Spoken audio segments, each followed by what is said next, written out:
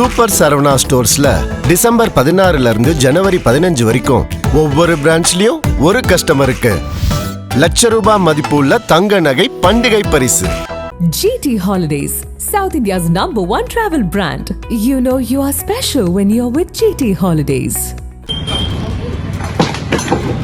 என்ன செய்றீங்க நீங்க யாரு? உங்களதான் சார். திருவண்ணாமலை மாநகரில் கார்த்திகை தீப திருவிழாவை முன்னிட்டு தேரடி வீதியில் சாலையோர வியாபாரிகளும் தற்காலிக கடை வைத்திருப்பவர்களும் அதிக அளவில் கடை அமைத்திருந்தனர். இந்த கடைகளுக்கு தினசரி வாடகை என்ற பெயரில் மாநகராட்சி சார்பில் வாடகை வசூலிக்கப்பட்டது. பக்தர்களின் வருகை குறைந்ததும் கடை உரிமையாளர்கள் கடைகளை காலி செய்து சென்று விடுவார்கள். இந்நிலையில் டிசம்பர் 19, 2025 அன்று காலை 8 மணி அளவில் தேரடி வீதியில் இருந்த திருவிழா சம்பந்தப்பட்ட தற்காலிக சாலையோர கடைகளை மாநகராட்சி துப்புரவு பணியாளர்களை வைத்து துப்புரவு ஆய்வாளர் முருகன் உடைத்து அகற்ற உத்தரவிட்டார். அவரது உத்தரவை எதிர்க்க முடியாமல் ஊழியர்கள் கடைகளை அப்புறப்படுத்தினர். கடையை தூக்கி கவிழ்த்து போடு, அப்போதுதான் அவன் காலி செய்வான் என்று கூறியபடி தூக்கி வீசியது அங்கிருந்த பொதுமக்களை அதிர்ச்சி அடைய செய்தது. மேலும் வயிற்று பிழைப்புக்கு சாலையோரத்தில் கடை வைத்திருப்பவர்களின் பொருட்களை இவ்வாறு உடைத்து அராஜகத்தில் ஈடுபடுவதை என்னவென்று சொல்வது என்ற கேள்வியை பொதுமக்கள் எழுப்பினர். இதை வீடியோ எடுத்தவர்களை நான் யார் தெரியுமா என்று அதிகார தோரணையில் மிரட்டியுள்ளார் துப்புரவு ஆய்வாளர் முருகன். பல கடைகளை இவ்வாறு உடைத்து பொருட்களை தூக்கி தள்ளிய போது அங்கிருந்த சிறுகடை உரிமையாளர்கள் சிலர் கடை வாசலில் உறங்கிக் கொண்டிருந்தவர்கள் எழுந்து வந்து தங்கள் கடையை பார்த்து அதிர்ச்சியடைந்து கண் கலங்கினர். மாநகராட்சி பணியாளர்கள் கூறுகையில் தீப திருவிழா முடிந்து 15 நாட்களாகிவிட்டது. மலையில் தீபம் எரிந்தவரை பக்தர்கள் கூட்டம் வந்தது. அதுவரை கடை வைத்திருப்பவர்களுக்கு எதுவும் சொல்லவில்லை. இப்போது கூட்டம் குறைந்து விட்டதால் கடைகளை காலி செய்யாவிட்டால் மாட வீதிகளை சுத்தமாக வைத்திருக்க முடியாது. எனவே காலி செய்ய சொன்னோம். அவர்கள் காலி செய்யவில்லை என்பதால் பொருட்களை பறிமுதல் செய்து எச்சரிப்பதாக தெரிவித்தனர். இதுகுறித்து மாநகர கவுன்சிலர்கள் சிலரிடம் பேசிய போது துப்புரவு ஆய்வாளராக உள்ள முருகன் பெண் துப்புரவு பணியாளர்களிடம் வேலை செய்யும் போது தகாத வார்த்தைகளில் மிக கொச்சையாக இரட்டை அர்த்தத்தில் பேசுகிறார் என அமைச்சரிடம் வந்து முறையிட்டார்கள். அவர் மீது நடவடிக்கை எடுக்க சொன்னார்கள். சிலர் அதனை தடுத்து விட்டார்கள். மாநகராட்சிக்கான தொழில் வரி வசூலிக்க வேண்டியதை அவர்களை மிரட்டி அதிகமாக வாங்குகிறார் என்கிற புகார்கள் வருகின்றன. என்னை யாரும் ஒன்றும் செய்ய முடியாது என வலம் வருகிறார்.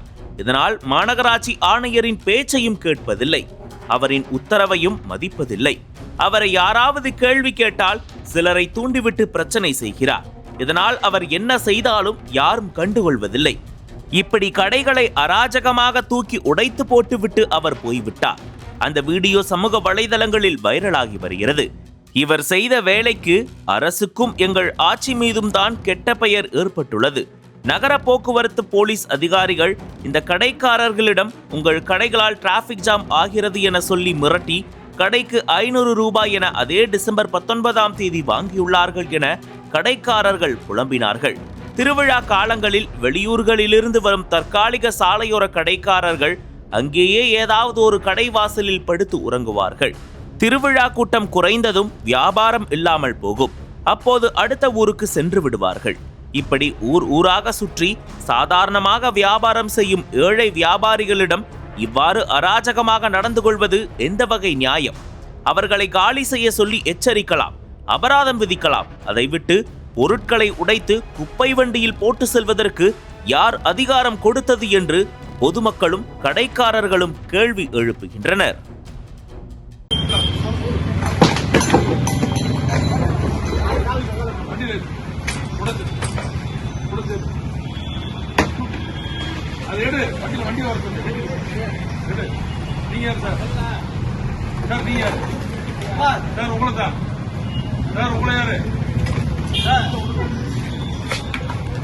என்ன செய்றீங்க நீங்க யாரு? உங்களதான் சார். நீங்க யாரு சொல்லுங்க? நான் சானிட்டரி இன்ஸ்பெக்டர். நான்